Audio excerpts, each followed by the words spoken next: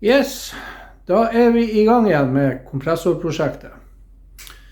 Og den kompressoren som var originalt, altså det her er jo selve pumpa da, den hadde jo et ganske stort anlegg. Og det anlegget der, det blir for stort på denne tanken. Og som vi husker fra første episode, så var jo den tanken sprukken, den som stod originalt. Så jeg har det her anlegget her fra den forrige kompressoren jeg fikset opp. Vi ser jo her at den har påsveist i plata, og den må bort. Så skal det da måles opp, lages nye hold for både pumpa og motoren. Så må vi jo da male opp det her greiene litt, få det til å se litt fresht ut. Og jeg tenker også, den motoren her, den har en del lagerlyd, så jeg tror jeg blir å bytte lagrene der. Så, jeg tenker også å bytte ut mye av de her ventilene og alt. Jeg blir også ta av de her kjøleribbene, og så få fjernet malingen fra dem, og så få ny maling. For at kjøleribbene skal helst ikke ha veldig tjukk lag med maling. Da mister de kjøleevnen. Så det er jo ikke så veldig gunstig. I tillegg så må jeg lage et nytt rør her. Det ble bøyd på et eller annet vis en eller annen gang. Så der skal jeg få laget nytt og få det fikset. Men jeg tror vi begynner med basen, rett og slett. Så jeg skal ta og så få tanken ned av denne vogga som jeg bruker for å rulle tanken. Så får vi den til å stå mer stabilt, og så kan vi da begynne å lage til holdene og alt, og skjære av den plata der blant annet, så vi får det ordentlig. Så vi hiver oss bare til. Da begynner vi med å fjerne denne plata. Den har vært brukt til å montere en annen kompressorpumpe av den forrige eieren. Så vi kutter det bare bort. Vi ser hvordan det blir.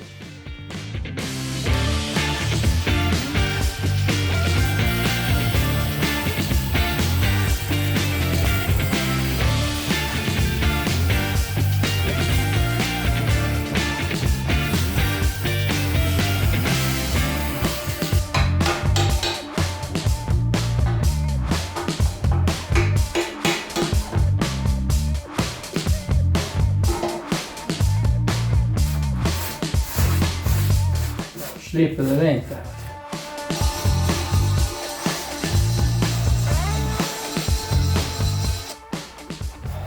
Da er det bare å få lage holdene til pumpa og til motoren.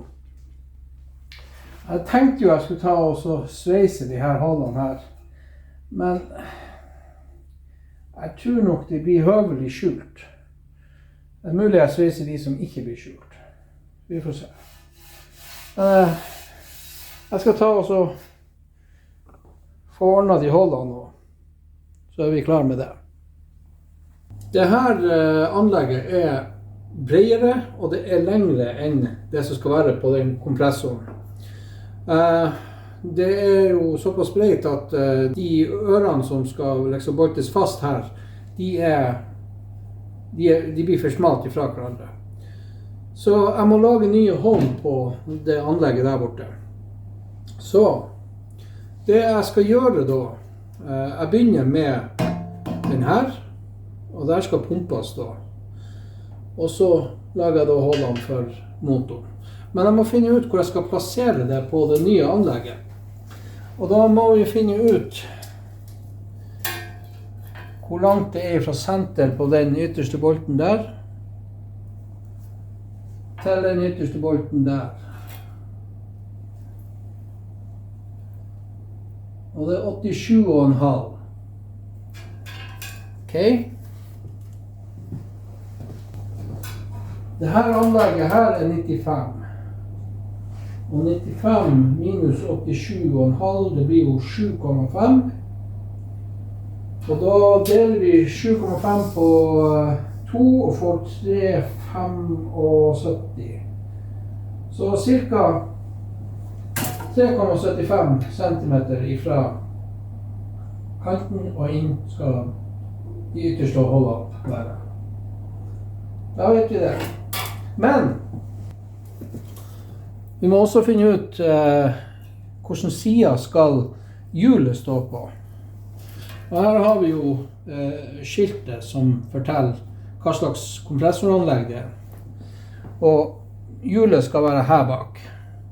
Så da må vi også finne ut hvor langt innpå den her skal være. Og det blir ca. 8,6. Ja, 8,5 centimeter. Med å gjøre det på denne måten, så får vi gjenbrukt de reimene som var på pumpa og motoren. Hvis jeg skulle ha kortet det inn og gjort det slik som på den forrige kompressoren jeg renoverte, så hadde vi måttet kjøpe nye reimer som er kortere. Og da får man en ny utgift som er unødvendig når man alt har det her. Klart, det blir lite rom på utsiden her, men det gjør ingenting, for det kommer ikke konflikt med noen ting. Så det er jo det fine med det. Så med å bruke de her på nytt, så har vi spart penger.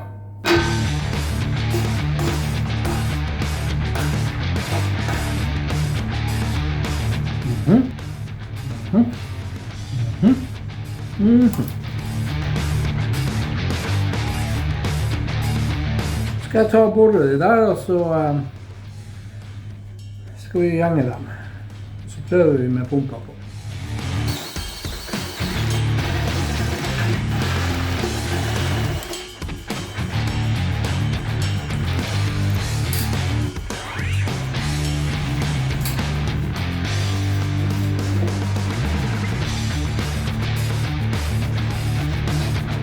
Jeg skal ta og gjøre dem rein.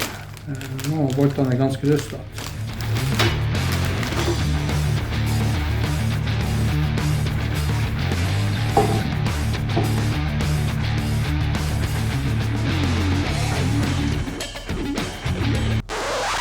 Nei. Truls, nå gjorde du feil igjen. Det er ikke første gangen, og garantert ikke siste gangen. Men som dere sikkert ser her, så er pumpa for langt den veien. Altså den står ikke sentrert på anlegget, noe som gjør at hele kompressortanken med anlegg og hele hopprennet, det vipper den veien. Så det er veldig ubalanse i det her greiene. Så det jeg må gjøre nå, for å få alt til å stemme, det er å flytte pumpa og elektromotoren utover, altså denne veien mot meg. Og når jeg gjør det, så vil det her hjulet komme for langt ut i forhold til det som det skal være, som originalt. Men det får våge seg. Det må bare bli sånn. Og med at det kommer lenger ut, så må jeg gjøre litt om på det her dekslet for beltet. Som vi ser nå, så står dekslet riktig i forhold til sånn som det skal være originalt. Cirka 1,5 centimeter fra anlegget til kanten på dekslet. Så det jeg må gjøre nå, jeg må lage til en gjengestang herifra og inn til anlegget. Rett og slett for å få dekslet lenger ut. Pumpa, det her staget her trenger jeg jo ikke gjøre noe med, for pumpa kommer jo etter. Så det blir jo rett.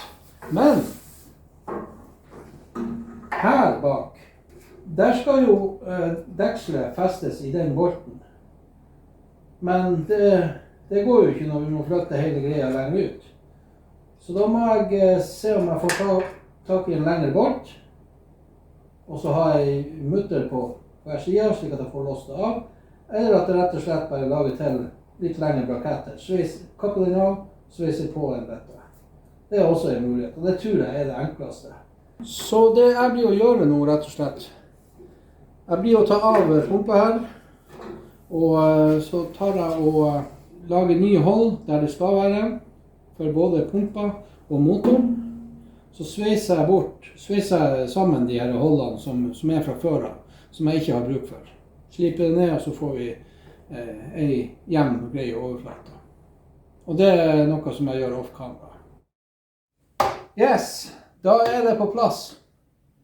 Og nå har jeg fått montert motoren, og jeg har fått montert pumpa, og føler at det står sånn høvelig der det skal.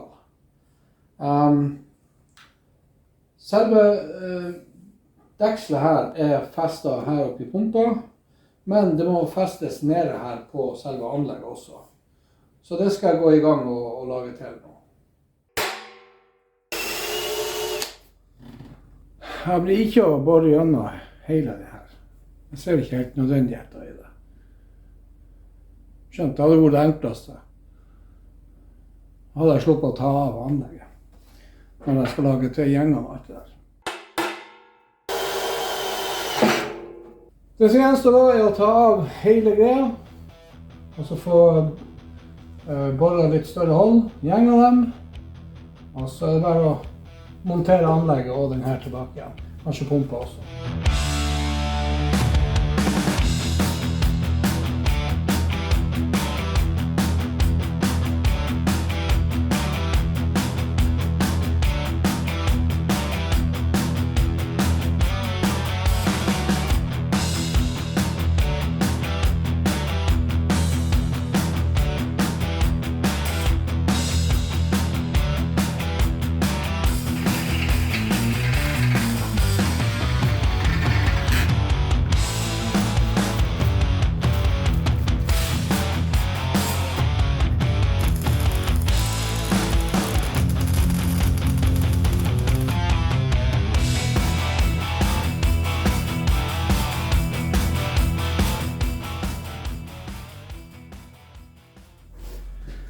Ja, da var det gjort. Det som gjenstår nå er resten. Jeg har tatt av de her rørene. De skal jo stå på pumpa. Det her røret som skal stå på den her og går ned i tanken fra kompressorpumpa må lages ny. Det er feilt bein på den, og den er for kort, og den er i tillegg ødelagt her. Jeg har byttet kulelager i denne elektromotoren, og det trengtes. Som vi hører her ifra før.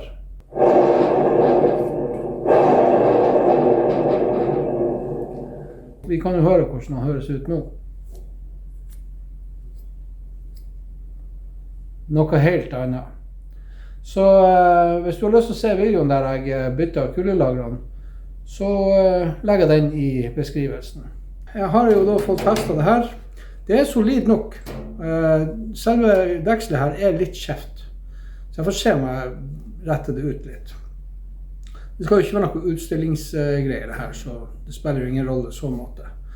Jeg sa jo også at jeg kom til å bytte ut de her ventilene. Jeg tror ikke jeg blir å gjøre det, for at jeg har testet dem, og de er i orden. Så det lar jeg være. Drivhjulene, både på motor og på pumpa, de blir jeg ta av, for de skal jo lakkes. Og så blir jeg i tillegg å ta av de her kjølerørene, for de må jo også lakkes opp. Så det vil bare begynne å strippe ned. Her er jo en bolt som holder fast, som kniper sammen her rundt akslingen. Så det er vel 24. Oi, oi, oi. Ja, den er sett.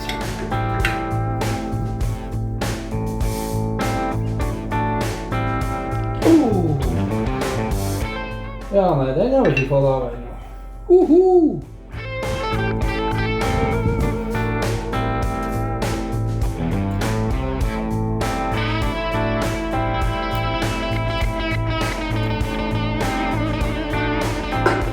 Jeg skal la det virke en stund. Skal vi se her. Det er litt for lenge.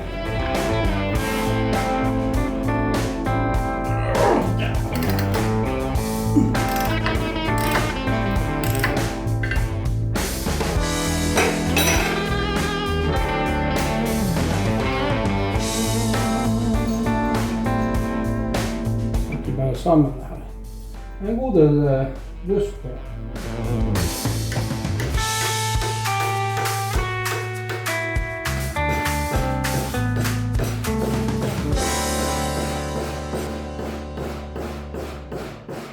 Det var tungt. Jeg tror jeg tar en avdrager her og bare suger den av.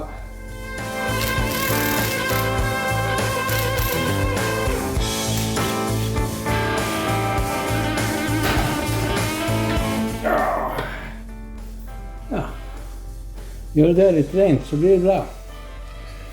Så er det her.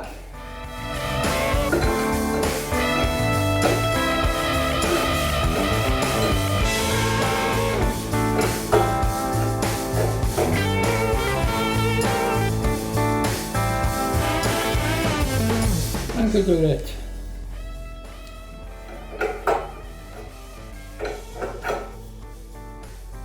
Grunnen for at jeg tar bort de her, er at det er lettere å komme til neste. De som kan det her, de rester sikkert på høyden. Og det er lov.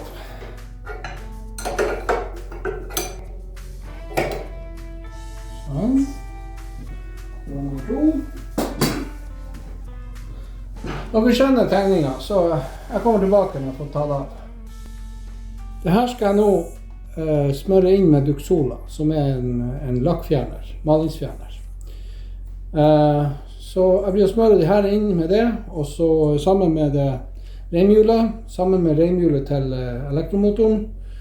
Og så får jeg se hvordan jeg preparerer den her før lakk. Det må uansett dekkes til inn i holdene her, og ellers i holdene her. Så vi får se.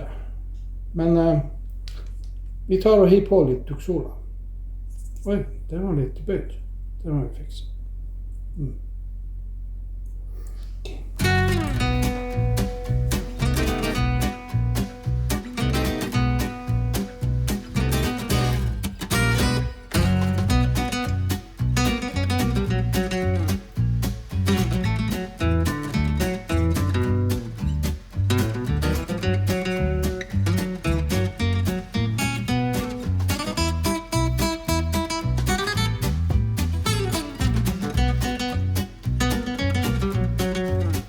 Noen sitter sikkert og skriker nå at ja, men du må jo bruke sandblåser. Har jeg ikke. Enkelt og greit. Det er noe jeg virkelig ønsker meg, sandblåsekabinett. Det må jeg si, det står høyt på ønskelista. Om det er noen der ute som vil donere et, så be my guest. Jeg blir kjempeglad for det. Akkurat nå så er ikke det i mitt budsjett. Koster jo en del, det er noen tusen. Vi får se, kanskje en gang senere.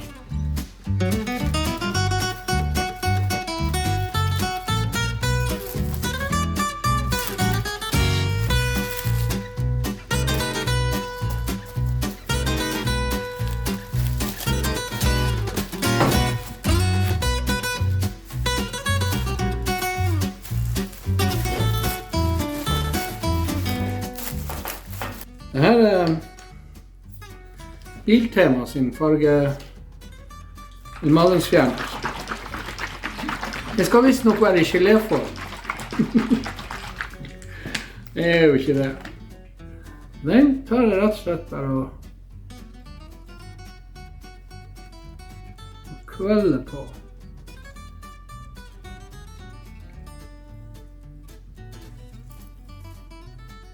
Og min erfaring fra tidligere med denne malingsfjerneren fra Biltema er ikke noe særlig, det er ikke noe særlig bra.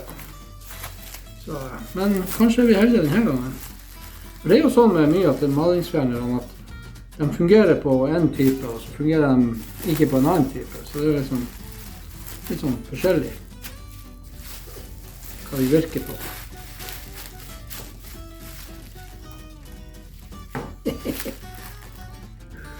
Oi. Griseri.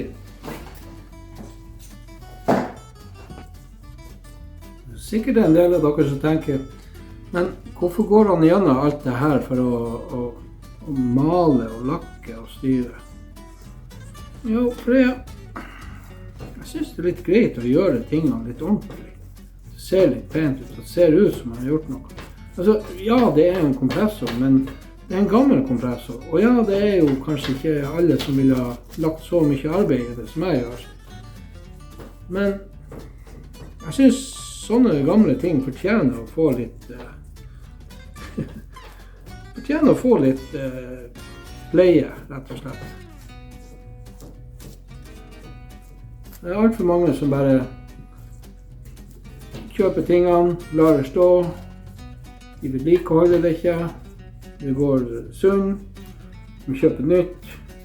Jeg vet ikke, det er jo greit med nytt, men herregud, en kompressor fra 50-60-tallet som fremdeles fungerer. Jeg vil se det produktet de produserer i dag som fungerer om 50-60 år.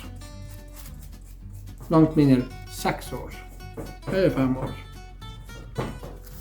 Det er kvaliteten i dag på det som produseres, det er under enhver kritikk.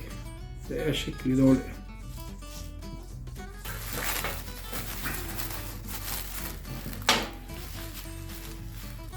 Sånn. Den koker vi. Ja. Duxola eller Biltema. Jeg setter min lit til Duxola. Jeg ser det har allerede begynt å krakelere i malingen. Og det er jo bra. Så da lar jeg det her ligge til i morgen. Jeg blir å sette opp temperaturen akkurat nå. Er det rundt 20 grader her i garasjen. Det er ca. -8 ute. Jeg blir å sette opp temperaturen til så høyt jeg klarer det. Så det her skal virkelig få lov å koke til i morgen. Så ses vi da. Da er det en ny dag. Skal vi se hvordan de her 2 forskjellige produktene har gjort det. Dette er Duxolaen. Jeg kan se med en gang at den har gjort jobben sin. Om ikke 100%, så i hvert fall nært. Så vi prøver å... Yes, kommer av med en gang. Flott. Så er det Biltema. Ja. Skal ikke se at det ikke har skjedd noe her. Ja, han plukker av malingen. Ja da. Den har tatt malingen der. Skal vi se. Så var det den her. Ja. Den har tatt originallakken også.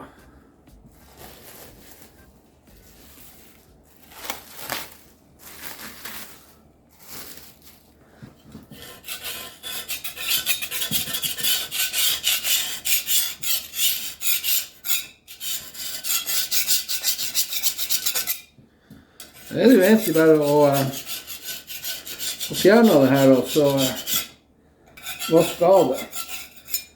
Og i og med at den Biltema-greiene fungerte såpass bra på det her, så tror jeg faktisk skal bli å smøre inn pumpa og motoren også. Og så bare få det fjernet, rett og slett. Så jeg kommer tilbake når at jeg har fått strippet av malingen av alt det her. Det her er kjedelig arbeid.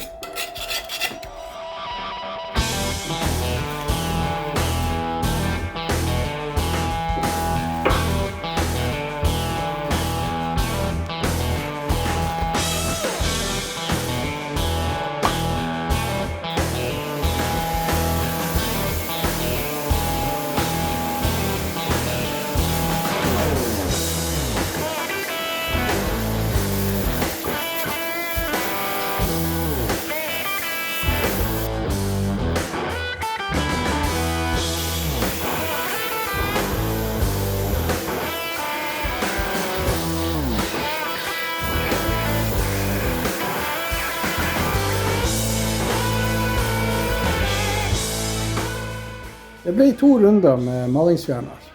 Nå har jeg fått spylt av begge rundene, blåst det tørt, og det står nå og varmer seg i garasjen.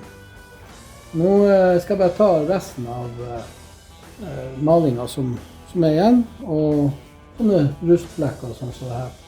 Bare få det bort med roterende stålbørste.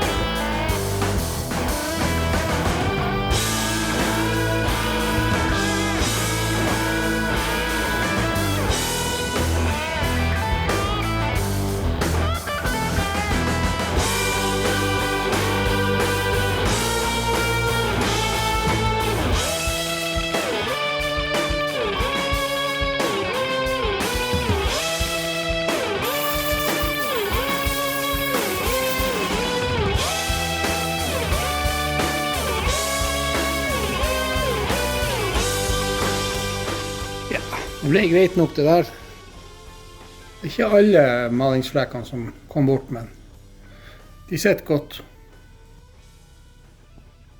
Sånn som her på pakningen her. Det skal bare være der. Og her nede ser det ut som det står et nummer. Det er litt vanskelig å lese det. Det gjenstår litt, men det blir sånn finpuss som jeg tar helt før jeg skal begynne å lakke. Og nå så skal jeg ta den her ut og få slippe litt av tanken.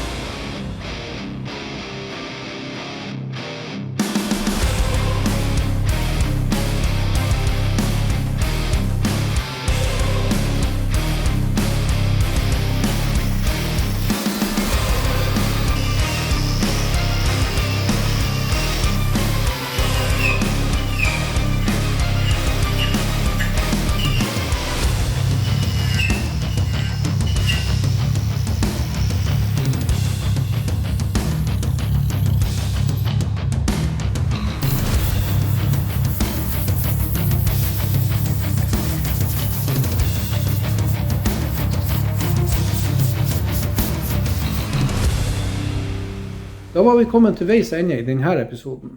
Og i neste episode tenkte jeg at vi skulle få på lakk og begynne å montere tingene. Jeg blir å bruke bengalakk.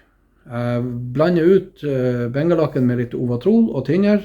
Og Ovatrolen er fin med tanke på rusten. Den hemmer rust. Så det blir ikke noe fancy greier. Ikke noe tokomponents og sånt. Jeg ser ikke helt poeng i det. Det er en kompressor. Og ja, bengalakken er en mjuk type lakk eller maling, men man gir det litt tid, så herder den og blir hard. Det gjør det. Det gjenstår jo også en del småting, sånn som bolter og braketter og sånt, som må slipes for rust og maling, og det skal jeg få tatt. Men dere har jo sett hvordan jeg gjør tingene nå, så det er jo ikke sikkert at dere synes det er rett måte å gjøre de tingene på, men for meg så fungerer det. Det tar veldig mye tid. Det er veldig sånn her monotont og kjedelig arbeid, men det må gjøres. Så, da gjenstår det bare å takke for denne gangen, og så håper jeg at dere hopper ned i kommentarfeltet og skriver en kommentar. At dere abonnerer på kanalen. Ring gjerne den bjella, så får dere et varsel når jeg legger opp en ny video. Og trykk gjerne på den like-knappen. Da blir jeg glad. Takk for at du så på.